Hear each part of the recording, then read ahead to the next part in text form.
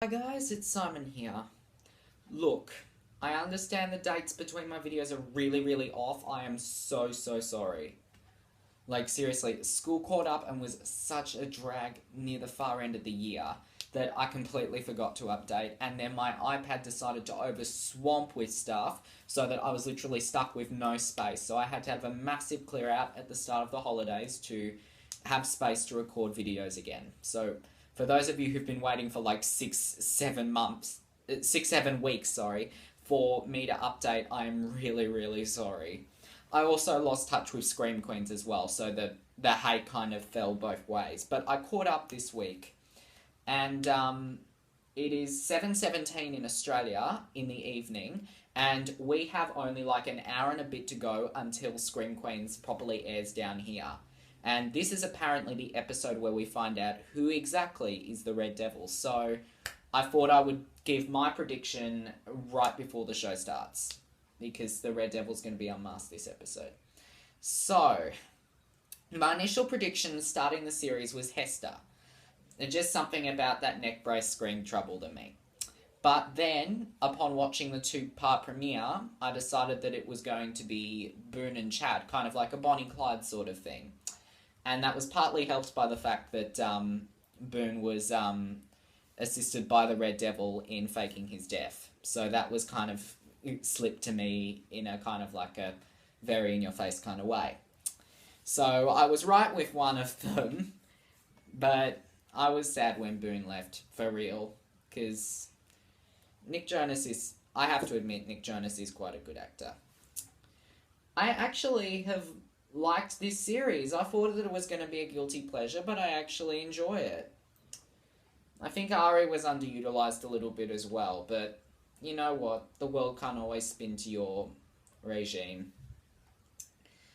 What else was I going to say about Scream Queens? Besides Emma Roberts' polarizing Chanel, it's actually been quite good. I've enjoyed it. Oh, I live for Niecy Nash. She's absolutely hilarious, and I loved seeing Lucien Laviscount back on US screens properly this time. No kind of pulled cancellation sort of thing. So I was really happy to see that, and I was really sad when they did kill off Earl Grey, because I wanted Zayday to have a happy ending. Oh well, never mind. There's always next season. That's if there is a next season. I hope so. So I kind of jumped around a little bit, and I thought that it was going to be Chad, but then I started sitting back and I started reading the clues as I went further along the episodes, because I only thought it was Chad up to like episode 5.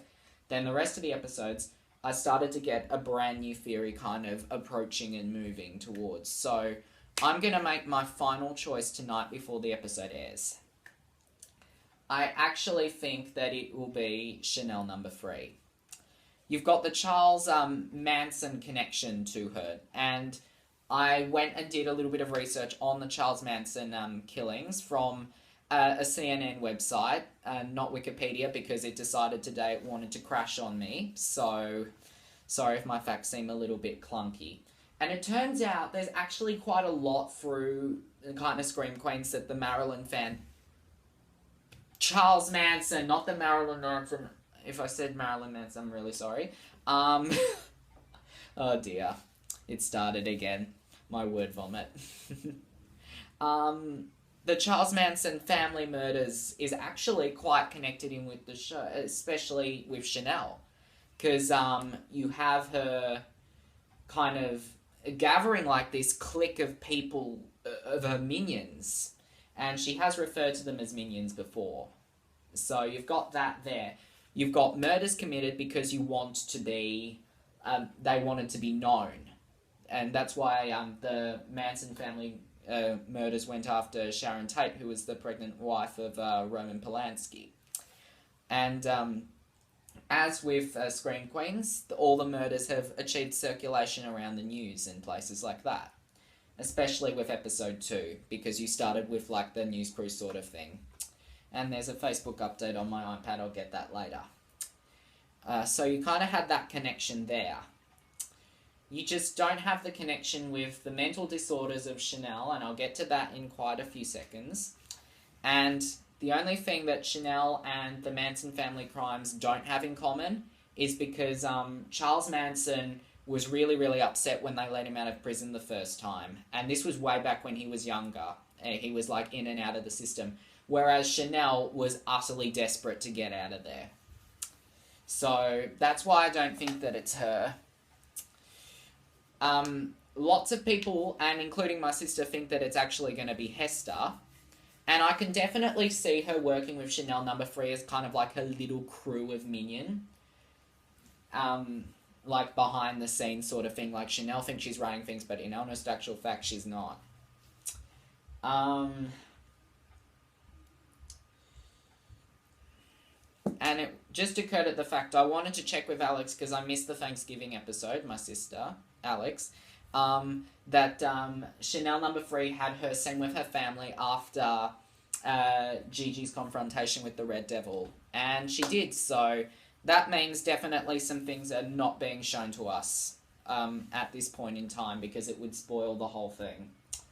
So, what else did I get on the theory of Chanel No. 3? The mental disorders. That's what it was. Now, I'm not particularly so certain on this particular area of things, but I have a feeling in my head that if you have like a mental disorder and you have children, there's a chance of it genetically going down the line. Kind of a hereditary kind of thing. At least that's what I think anyway. So I think Chanel No. 3 is kind of hiding her dad's obvious head screw-ups. And she is a pretty good actress because she is hiding it, she's been hiding it very well. Absolute props to Billie Lourd. She's absolutely fantastic. These earmuff things, the excuse that she gave for the earmuffs about this boy who was like obsessed with them and threatened to cut them off if he saw it again. Look, I'm kind of calling bullshit on that. You're related to Charles Manson. You could have easily just gaga his neck and just been next. You could have easily been like that. And another thing connection is with Boone. Boone's demise, because Boone died at the hands of the other Red Devil because Boone was attracted to the other Red Devil. And other Red Devil's like, nah, sorry, bye-bye. And who wouldn't be attracted to Nick Jonas? Let's perfectly be honest. And Chanel No. 3 had a attraction to, I think her name was Sam. She was the bald-headed person in the Kappa squad. And was still struggling with her feelings for her. So, and she wound up dead, like in episode 7, I think. And I think it may have been Boone's fault that happened, so I bet she was still really, really furious about that. And so when he appeared, she was like, right, you gotta go. That's kind of a theory, but I'm thinking that it might be right. What was next? Oh, yeah, the head. I have a feeling she's smart. She's more smarter than she's letting on. In episode 4, when she was asked to get episode 5, asking to get people for Chanel's big Halloween house to trump Zayde's, she went to go and look for Fergie, like the Black Eyed Peas singer. Instead, she told Chanel that she was instead on the phone with Fergie's manager. Fergie being the Duchess of York, I think it is. I'll check just in case. Yep, my hand is not. It is the Duchess of York. There you go. Look, the Chanels are very pop culture influenced. You can tell that by the fact that Chanel has a head for things in the industry. She wants to get that job as the weather girl. Or whatever the heck it was, the newscaster or whatever it was. And I'll get more to that in a couple of minutes. But Chanel No. 3 would know completely about popular culture. She would know the right person to go to. She wouldn't get on the phone with some British bitch and be like, and not realise that it wasn't the Fergie that she was after. Because Fergie in the pop culture world, amongst many of us younger kids, you would instantly think the singer from Black Eyed Peas. You wouldn't exactly think Duchess of York. which actually provided a hilarious moment for me in my youth because I actually thought that Fergie Black Eyed Peas was the Duchess of York, and it took me quite a while to wrap my head around it. It was complicated anyway. So, what was I going to say? The presenter thing. It's not just Chanel going for this, and I think this has kind of been outlined like the whole first episode. These girls are desperate to be known. And from there stems the modus operandi from the Manson family crimes, wanting to be known. Chanel number 3 would be the next one up. Is the next one up because Chanel number 2 snuffed it in the first episode. So the better way to do that would be to get rid of them, get rid of the other Chanels in competition, and then if she got away with it, she would get the job and get well known. And if she didn't, she'd be put on trial and given all the press coverage anyway. So either way, whether she's caught or not, she wins either way. I don't think it's going to be the Dean or Chanel because it would be too damn obvious. The same thing with Hester. Now, who's further down? Oh no, that's not the right thing to click because I'm going to tweet out my pick. Ah, that's what it was.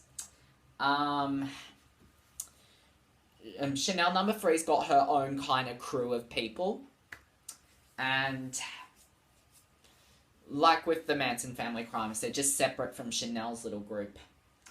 And I think that the group includes Hester because in the title sequence, the Red Devil gives Hester like a thumbs up. So that shows that they're working together.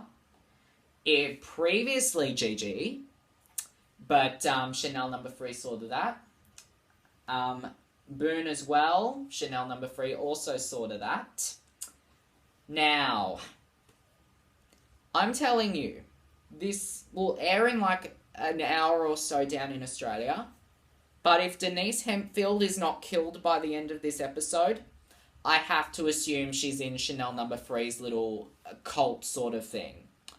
Because, let's be honest, the comic relief never ever lasts in these. They'll get killed kind of around the early to middle part, and if not then, really close to the end. I think that letting Denise go through to the series final would just be a little bit ridiculous, and it would kind of break that kind of thing. But then again, Ryan Murphy's never known for following tradition, so she could have nothing to do with it, but why was she so so quick to blame Zayday? And trying to pin it on someone else so that number 3 would get out on a fine? Probably, but I guess I'll have to tune in with everyone else tonight and see what happens. I know in the States and the UK, everyone's already found out who it is. I'm not sure if the UK finds out yet. I think that's next week on E4 or Channel 4, whichever. Oh, no, it's E4. Anyone? Wes, Grace's father. I think he's involved. Remember that guy that attacked Dean Munch that was dressed as the politician? I think that might be him. He seriously does not like her and would have jumped at the chance. Him. I think Chanel number 3 has tried to, get under his skin before to try and get him involved. And that's why he's been so hesitant with Grace. Just a little thought. It's just a little thought. I know that he cares about Grace very, very much. But that could have been another thing that's been going on behind because we haven't been shown the proper timeline. So my feeling is that he was involved in the Dean Munch attack. What's next? Oh yeah, season final. He comes to his senses. He's on his getaway. He's sick of dealing with Chanel number 3's bull up to then, and in the season final he goes to leave. However, he realizes that Grace is still back at Kappa Kappa and decides to turn around and head back, and he's gonna get killed in the end. Mum's calling me. I'll make a part 2 to this, okay? I'm signing off for the time being, so until I get back from downstairs, bye guys, see ya.